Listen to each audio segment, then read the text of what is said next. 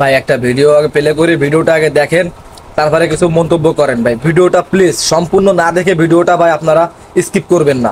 10 মাস 10 দিন গর্ভে ধারণ করে প্রসব যন্ত্রণা সহ্য করে কোনো মাই পারে না তার সন্তানকে নদীতে ফেলে দিতে। হয়তো পরকীয়ার বলি হতে হলো সদ্য পৃথিবীতে আসা নবজাতকের মৃতদেহ উদ্ধার করলো পুলিশ।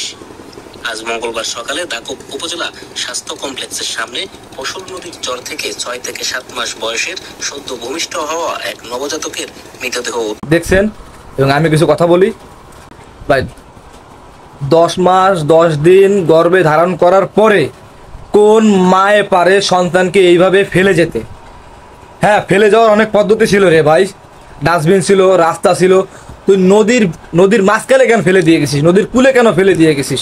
একটা মানুষ সাধারণত ভাই মনে করেন খালে বিলের ভিতরে মানে এক মিনিট মনে করেন যে নিঃশ্বাস বন্ধ করে রাখলে তার যে কেমন হয়, মানে সে যে বন্ধ করে রাখছে সে আর কি বুঝতে পারবে। কিন্তু ওই অত বয়স মানে 7 থেকে 10 মাস বয়স হবে আর কি, মানে কেবল দুনিয়াতে আসছে, তা তাকে তুই নদীর মাঝখানে ফেলে দিয়ে গেছিস, তাহলে তার অবস্থাটা কেমন হয়েছে? সে কতটা কষ্ট করে সে আর কি জীবন হারাইছে। মানে তোরা কি মানুষ? আমার তো মনে হয় না মানুষ। তোরা 2 পায়ে জানোয়ার। তোদেরকে 2 পায়ে জানোয়ার বললেও অনেক লস হবে, তার থেকে বেশি তোরা ভয়ঙ্কর।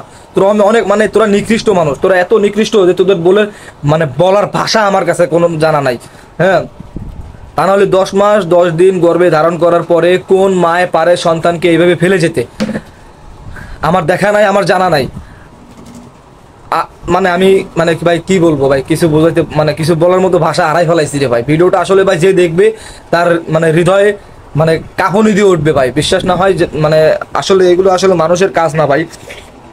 তারপরে এগুলো করা মানে নারী নারী মানে নারী যে এই যে নারীকে নিয়ে যে মানুষ ছলনাময়ী যে কত ধরনের স্ট্যাটাস দেয়, এগুলো পুরোটাই ভুয়া ভাই। নারী আসলে হিংস্র ভাই, হিংস্র প্রাণী ভাই, এরা 2 পায়ে জানোয়ার। মানে তা না হইলে সম্পূর্ণ ভিডিওটা আপনাদেরকে আমি দেখাই নাই। সম্পূর্ণ ভিডিওর লিঙ্কটা আমার এই কমেন্ট বক্সে দিয়ে দিব। আর প্রক্রিয়া, তাই না ভাই? নারী মানে এতটাই হিংস্র যে এরা প্রক্রিয়া করার জন্য যে কোনো কাজ করতে পারে, যে কোনো কাজ। মানে নিজের সন্তানকে নিয়ে মাই সহবাস করতে কি অসুবিধা হয় তোর? তুই সন্তান নিতিস কেন? সন্তান তুই পেটে আনছিস কেন? তোর যদি সহবাস করতে অসুবিধা হয়, তোর যদি প্রক্রিয়া করতে অসুবিধা হয়, তুই সন্তানটাকে তুই নিছিস কেন? তুই সন্তানটাকে না নিলে তো পারতিস রে ভাই।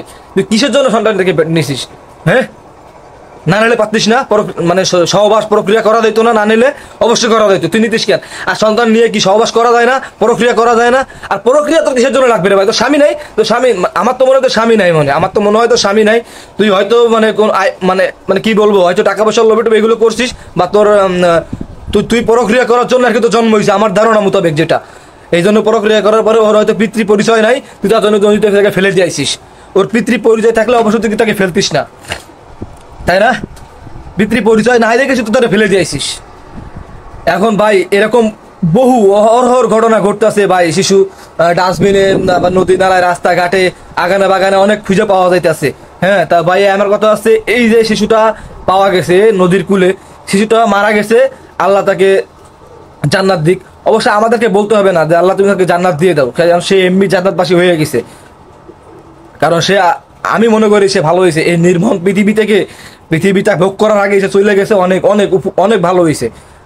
দরকার নাই এই নির্মম পৃথিবীর ভিতরে থেকে গুনাহ কামানোর কোনো দরকার নাই। চলে গেছে, আল্লাহ নিয়ে নিছে, অনেক ভালো কাজ করছে। আর অনেক শিশু আছে ভাই এরকম নিখোঁজ ফেলে থুয়ে যায়। তারা অনেকে দেখা যাচ্ছে যে বেঁচে থাকে ভাই। যারা বেঁচে থাকে তাদের কি পরিচয় কি হবে ভাই? তাদের পরিচয় কি? তারা হিন্দু না, মুসলমান না, বৌদ্ধ না, খ্রিস্টান? তারা কি?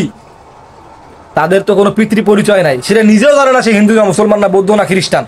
কেন মানে এইগুলো করার কি দরকার রে ভাই? মানুষ বলে মানে পিতা ছাড়া মায়ে পারে সন্তানকে লালন পালন করতে, কথাটা সম্পূর্ণ মিথ্যা। নারী কখনোই পারে না, একটা পুরুষ চাইলে সব পারে ভাই।